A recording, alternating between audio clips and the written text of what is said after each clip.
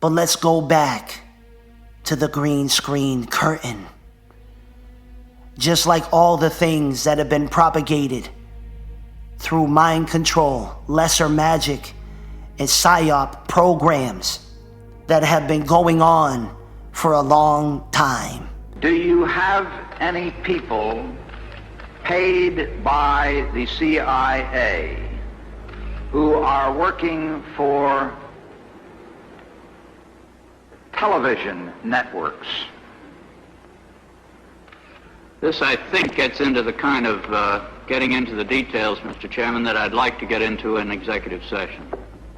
At CBS, we had been contacted by the CIA. As a matter of fact, by the time I became the head of the whole news and public affairs operation in 1954, the ships had been established, and I was told about them and asked if I'd carry on with them. Do you have any people being paid by the CIA who are contributing to the national news services, AP and UPI?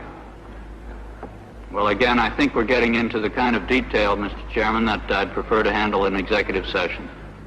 Senator, do you think that you named the news organizations in your final report?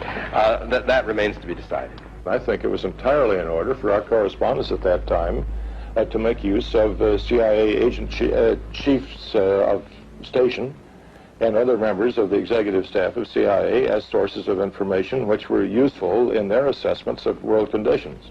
Would you say that continues today? Well, I would think probably for a reporter it would continue today, but because of all of the revelations of the period of the 1970s, it seems to me that a reporter's got to be much more circumspect in doing it now, or he runs the risk of at least being looked at with considerable disfavor by the public.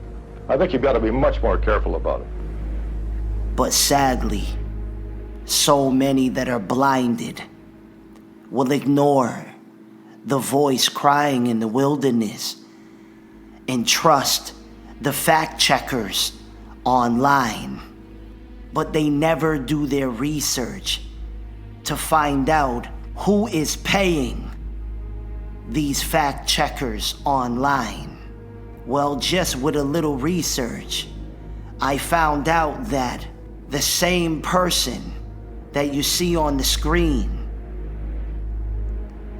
is the same company that is financially supporting and backing the fact checkers online.